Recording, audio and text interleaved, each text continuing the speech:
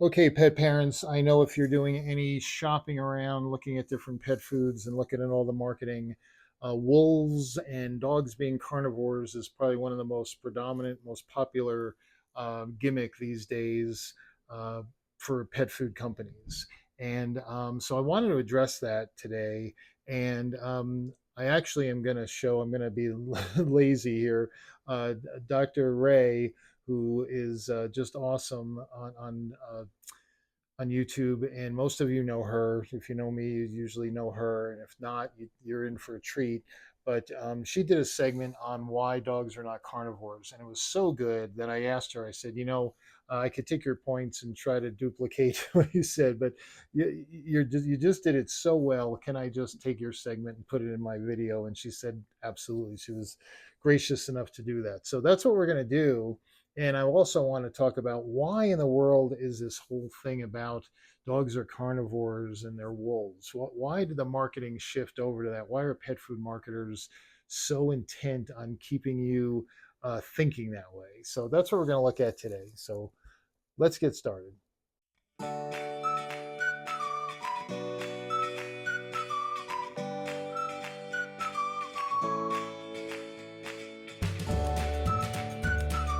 So we all know that the ingredientists, they pick out the attractive ingredients and promote that, and then other ingredients they choose to demonize because it works. It's a great way. Here's the good stuff. Here's the bad stuff. We use the good stuff, so we're better.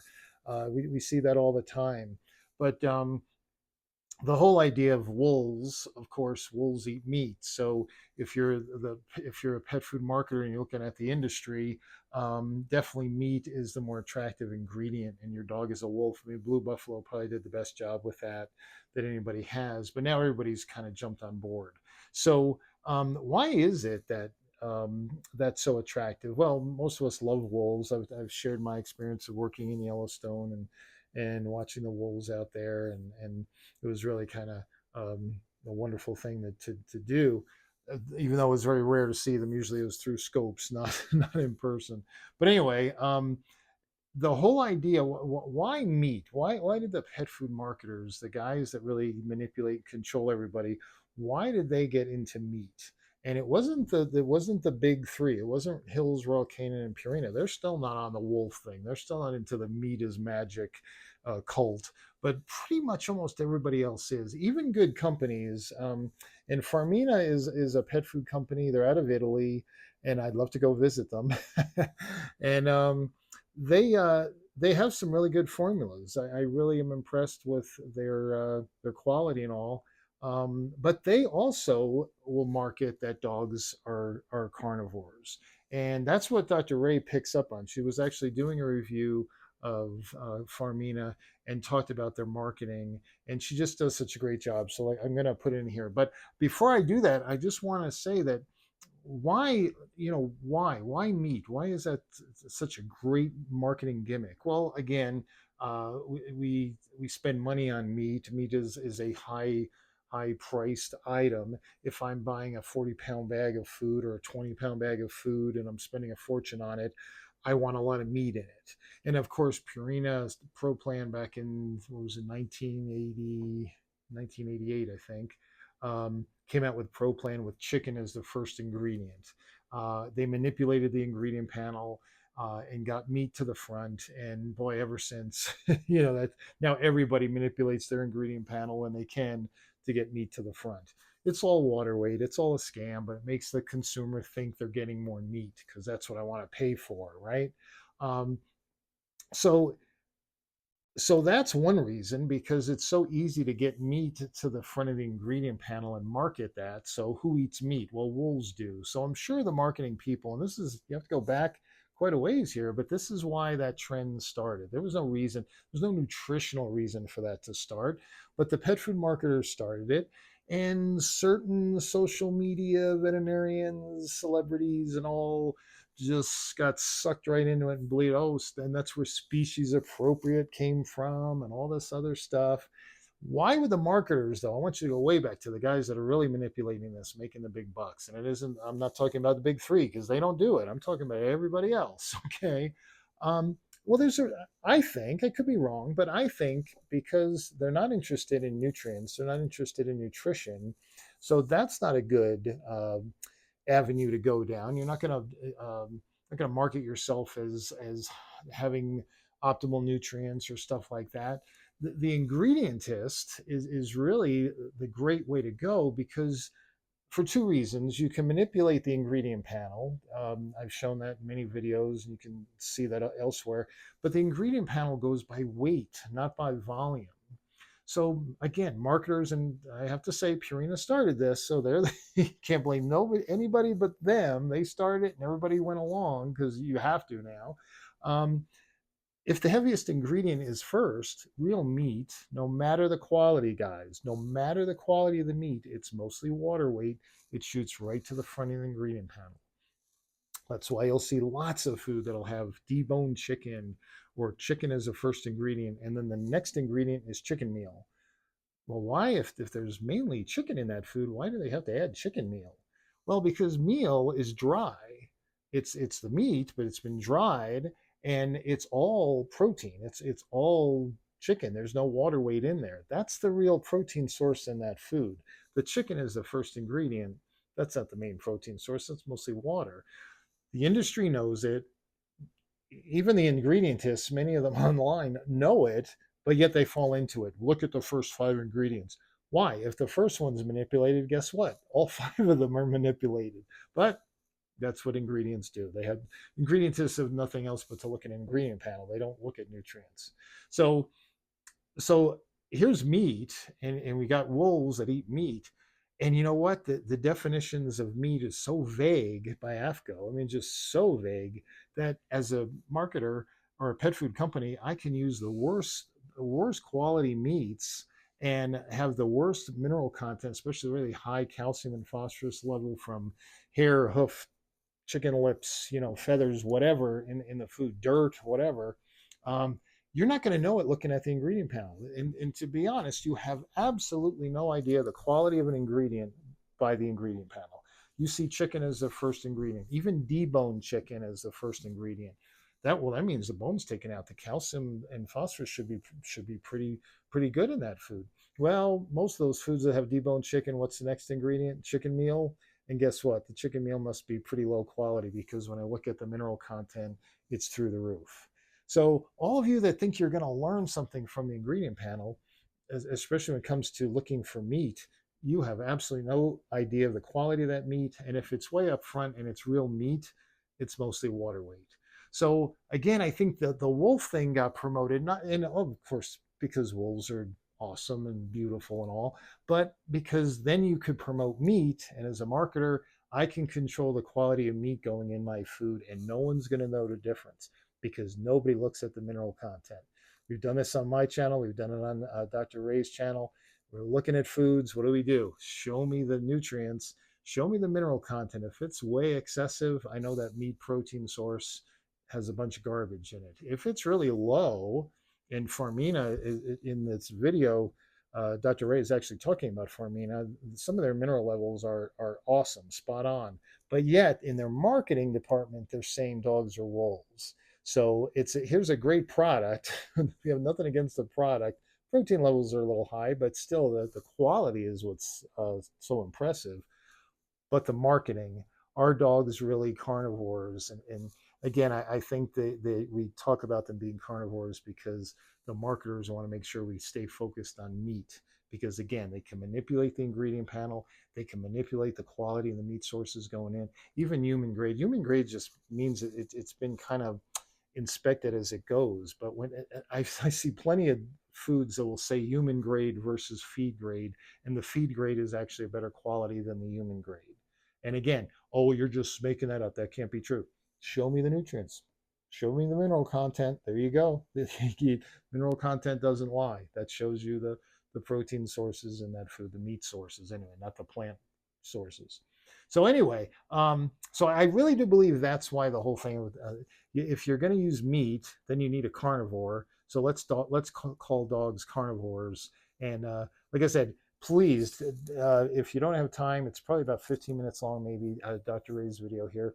just stop and come back when you have time to watch the whole thing. But this is, here you go. This is nutrition. This is science. This is a practicing veterinarian looking at the science of it. And I love how she says, this isn't my feelings. This isn't my philosophy. This is, this is just, here's the facts as we know them. Here's the science. So please, if you have anybody that's caught up in the pet food marketing, that your dog is a wolf and you need to feed him like a wolf, you get into that whole blue buffalo baloney or the species appropriate, that's kind of the newest, these marketing trends go through stages, and finally meat first kind of lost. Everybody does meat first, and then blue buffalo kind of overdid the wolf thing, so we need something, species appropriate. That sounds really good. That is not a scientific term, folks. That is a marketing term. Okay. And again, I say this all the time. The poor wolf, the poor dog in the wild, or the cat in the wild for that matter, misses out on the benefit of nutrition science. They don't get optimal nutrients. They get whatever they can get when they can get it. Okay. What we do with nutrition science, we take the knowledge of nature, we take all that, but then we can manipulate diets to do all kinds of wonderful things, and mainly keep these animals alive much longer than they would in the wild on a wild diet. So here you go. Please listen to Dr. Ray. Check it out. It's really great. And then I'll come back when it's over. Thanks. Let's say diversity in the opinion on whether or not dogs are carnivores. And so I want to entertain that question for all of you, because I think a lot of you have a similar question. Now, Farmina, obviously I've done some videos on them. I think that their foods in general are spot on. I appreciate their attention to detail. I appreciate their attention to bringing the foods into the parameters that are appropriate and the parameters that are published in Small Animal Clinical Nutrition, and they've done a really good job of meeting that. That's why I feel it's odd and why I disagree with their public statement that dogs are carnivores, because in practice, they're not really living up to that message based on the nutrient profiles that they're providing. And so I think a lot of this dogs are carnivores is a marketing thing and not necessarily a nutrition science thing, because on the nutrition science level, they're doing things the way that I would consider to be appropriate and I'm very happy with. And then on the other side, the marketing side, the website side, they are showing a different face. And so I want to just clarify that these aren't my personal beliefs. These aren't my personal opinions. These aren't my feelings. This is not my philosophy. I'm going to give you information and data as to why I feel the way that I do. And then certainly Farmina, if they have information or data, they can provide that, and that insight may be different for them based on the information that they have. So if you want to follow along with me, I want to go to the Farmina website to kind of illustrate their point of view and then give you kind of a devil's advocate, not really a devil's advocate, but a different point of view, a point of view that I feel comfortable with that maybe you might want to consider when you hear the phraseology that dogs are carnivores. So on their website, farmina.com, you can follow at the top this really long link if you want to go specifically to this page, but I believe it's in their FAQ, and they say, why are cats and dogs considered carnivores? Again, we're not going to be focusing on the cat version of this, because I 100% agree and approve with the statement that cats are carnivores. What I am offering a bit of contrary belief or thought process is on the dogs are carnivores. What I believe to be true and what I know from the data and the research is dogs are considered to be, now, this day and age, modern dog is considered to be an omnivore.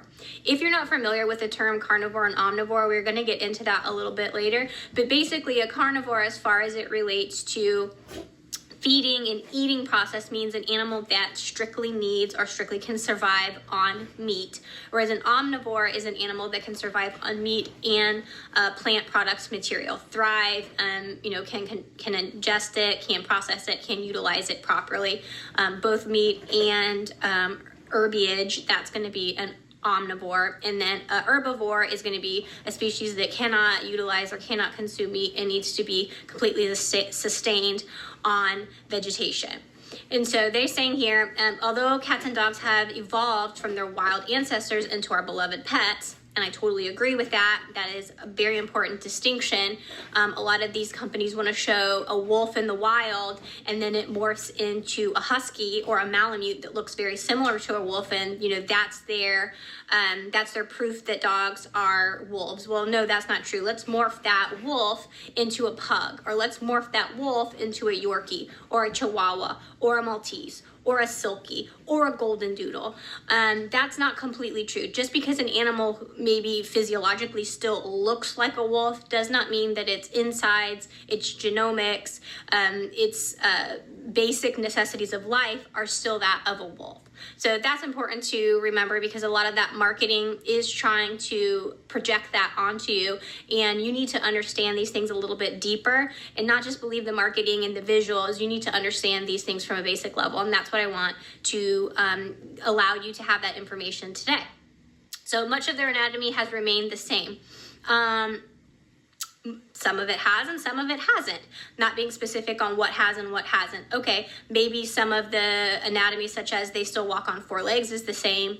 Maybe the anatomy in that they have, some of them have a long snout and big ears and a tail is the same, but there are other aspects of the animal that are no longer the same, and those are the aspects that are perhaps more important than the visual aspects. African wildcats and wolves, ancestors to our household cats and dogs respectively, relied on meat-based diets to satisfy their nutritional needs. Absolutely. There's no disputing that. That is absolutely true. But what we are disputing is that jump from the African wildcats and the wolves to our modern day dog. Again, not the cat, because we do know the cat still is a strict carnivore, an obligate carnivore. We're specifically speaking about dogs.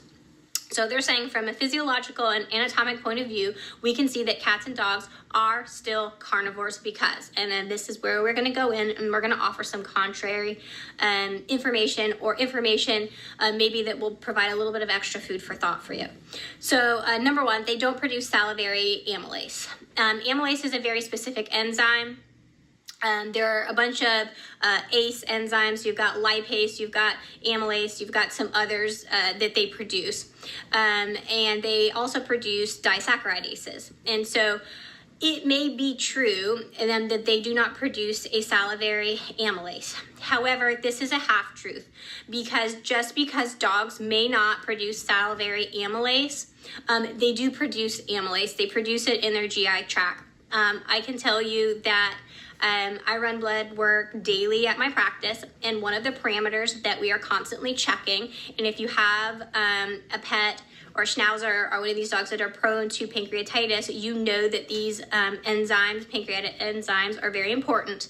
They 100% produce amylase, and we test that and monitor that, and some dogs produce so much of it that they actually do have GI issues. And so this statement is absolutely misleading. Just because they may not, and I don't even know that this is true, but I'm just going to assume that it's true for this particular argument. Just because they do not produce allegedly salivary amylase does not mean that they do not produce amylase. And so I don't think that that is a substantiating argument as to why they are not omnivores, because amylase is an enzyme that breaks down carbohydrates and sugars. Yes, maybe they can't produce it in their mouth, but they produce it other places in their body. The pancreas produces it, excretes into the stomach, and so it is still produced and utilized there. They're saying that by not having this enzyme requires the pancreas to overwork because it's now in charge of the total digestion of carbohydrates. It's just an alternate, an alternate means you do not digest all your food in your mouth. We know that that is not the case. The pancreas is producing the amylase. Just because it does not produce it in the salivary glands does not mean that it is not there, and is not a proof that a dog cannot utilize and reap the benefits from some carbohydrates in the diet, especially of the utilization of those carbohydrates is allowing the diet to be properly balanced, and say things like not over supplementing minerals because we're over supplementing meat. Okay, short and simple intestines in the animal is proof that they are not omnivores because we'll get to the text here in a minute, but omnivores have a very long GI tract. They need that to process and ferment and digest all the nutrients out of herbage in order to glean those nutrients. And so they're saying thanks to the highly acidic pH of their stomachs, fats and proteins are easily and quickly digested in their short intestine tract. Okay, back to the fact that we're not saying that dogs are herbivores. We're saying that they're omnivores. We're saying that they can utilize and benefit from the best of both worlds. And so we're going to hop on over to Small Animal Clinical Nutrition textbook. This is a textbook that is available for you. It is a very good textbook. You'll see why, because not only do they provide the information, they provide citation to the data to substantiate these claims. I am not saying for me to do that. I would have liked for them to do that because I could have done a more precise evaluation and critique of their statements. And I am critiquing these in a very, respectful manner because, again, I do find that their foods are very nicely balanced. I just wanted to answer this question because I thought it was a good one. I think it is worth discussing. So if you go to page, it's starting on page 252 of Small Animal Clinical Nutrition. The link is in the description box below. It is free. You can follow along and do exactly what I'm doing with the exact same text. It's very nice that this is provided. You can actually buy the actual textbook hard copy. It's very expensive, so it's nice that they are providing this full text version for free. Not many companies do that anymore. And so right down here, you can see it's talking about dogs as omnivores, and a very important distinction is the word carnivore as it is being used.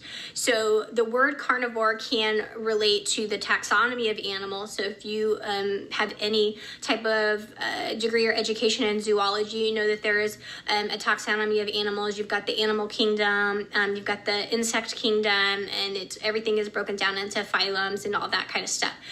The word carnivore can be referencing that type of carnivore, or it can be referencing a type of feeding behavior. So it is one word that has two different meanings. It is a meaning about feeding behavior, and it is a meaning about taxonomy. And so if you are speaking and you're saying, well, dogs are carnivores, taxonomically, that is true. And we can they're saying go to chart 12-4, which is right here. Yes, that is true. Taxonomically, they are carnivores. So if you come over here, you can see we've got the word Canidae, and then you've got underneath it showing that they are omnivores. That is their feeding behavior. But the general taxonomy would be under the word carnivore. So this whole box, 12-4, is the order Carnivora. Okay, and you can see all of these different animals of different feeding behaviors are taxonomically categorized as carnivora. So you've got the Canidae here, which are omnivores. That's going to be your dogs, jackals, coyotes, foxes, wolves, what you obviously think of there. Then you've got bears is in this category. You actually have raccoons. I can't even say some of these words. Some of my fellow veterinarians that do exotics would be better at that than me to pronounce them. We're not going to do that. Pandas, which are herbivores, you know that they only eat bamboo. That's part of the reason why we have issues with them potentially becoming extinct. Those are considered in the order Carnivora. And so if I, just to come back to saying, okay, they're carnivores, they're taxonomically carnivores. If I told you a panda bear was a carnivore, and I'm saying, well, I'm completely right because they're part of the order Carnivora, I feel like it would be a little bit misleading because, yes, they are carnivores in that sense, but from a feeding sense, they're herbivores. So just wanted to clarify that there before we got any further because it's one of the very first points in this textbook. If you're following along, that's going to be one of the absolutely very first points. And so I wanted to talk about that. Next, we get into exactly what they're talking about: the stomach, the GI tract, and the intestines. So The oral cavity, yes, dogs do have those cutting teeth that are going to be for biting and chewing and ripping flesh and all that. But they also have grinding teeth in the back. And so if we're saying, well, the anatomy suggests that these animals are carnivorous because they have, pointy ripping teeth, then the converse is also true, because they also have teeth which are large occlusal for crushing, and that would be suggestive of an animal that can utilize and is eating plants. And so that's just to refute that point. I don't have any evidence to suggest about the stomach pH. I will say that acidic pH of the stomach is true of omnivores and carnivores, so I do not think that that's a definitive characteristic of specifically carnivorous animals only. Just from the human sense, we know that the gastric acids in the stomach are acidic. In humans, we know humans are omnivores and not just carnivores, and so I don't think that that is a proving statement either way. And then we get into the so that answers this part about the sharp teeth and the wide mouth openings here. And then we've got the short and simple intestinal tract. And so here, if you scroll down a little bit, small and large intestines of the canine species are consistent with those of animals that digest an omnivorous diet. You can reference Morris and Rogers from 1989 if you want to do that. They're in the back of this textbook is where all these are references. Feel free if you want to read that paper. But they're saying the small intestines compose approximately 23% of the total GI tract volume of the dogs, and again, there's another citation there where you can read that, versus 15% for cats. So as you know, cats are considered obligate carnivores. Cats only have a 15% and dogs have 23%, showing that there is a bridge there from, if you look a little bit further down, how long a herbivore tract is. So the total length in body for dogs is 6-to-1. For cats, it's 4-to-1. And then for your true herbivores, you can see it's 10-to-1 for rabbits and as high as 20-to-1 for other herbivores. So dogs are somewhere between cat, which is 4-to-1, and rabbits, which is 10-to-1. They're at 6-to-1. So again, another push that yes, they can eat meat, and yes, they can eat vegetables, but they're neither. They're in the middle, and in the middle is herbivore. So that is another point that I would like you to consider. Gluconeogenesis, this is again talking strictly about cats. They don't mention dogs here. Cats don't use carbohydrates as their primary energy stores, but instead they use proteins and fats. Yes, that's cat. Cat is carnivore, so that is not towards dog being carnivore, so we are not going to be worrying about that. Insulinemic response. Food rich in carbohydrates cause a higher insulin response and lead to the storage of glucose excess in the form of body fat. This process may lead to diabetes and obesity. I would love to see the paper on that. And so if anybody from Farmina is watching, because it says that they did do a lot of this research, it says, I don't know exactly where I read it, but it said a lot of the information is because of Farmina's personal research. I would love to see the information about insulinemic response, because this is a big thing in veterinary medicine right now. We're having so many advances in diabetes from, back in the day where there was no treatment, to having to give shots twice a day, to now we have oral medications that we can give once a day. We've got once a day shots for dogs, for cats. We've got oral medication for cats. We've got so much development going on now in diabetes, and that world is advancing so quickly. And so I would love to see any new and pertinent information on that. But what I would like to say, and why, again, this is about cats here specifically. I think they're not talking about dogs, but I can say in dogs and cats, both dogs and cats, there is not diabetes as it is equated to humans. And so in humans, you know that you have type 1 and type 2 diabetes, where type 1 is the type of diabetes where your body no longer produces insulin. Those are the people that have to have the shots. Where type 2 diabetes is an insulin resistance. It is where the body, because yes, a person has consumed so many sugars and so many carbohydrates that their body has now become resistant to insulin.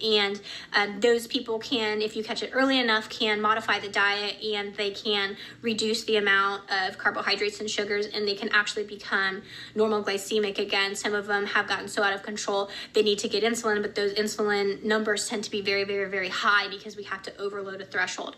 There are very, very, very few dogs and cats that are insulin resistant. Diabetes in dogs and cats is almost always type 1. That is a lack of the body's ability to produce insulin. It just stops. The pancreas just stops producing insulin. And that's why they always have to have some sort of insulin supplementation. So unfortunately, I am going to have to disagree, especially from a clinical standpoint, that the insulinemic response is a validation that dogs are strict carnivores. Again, humans are not strict carnivores, we're omnivores, and we can eat a certain amount of carbohydrates and we can eat a certain amount of sugars, and we are not going to become diabetic. It's all about moderation.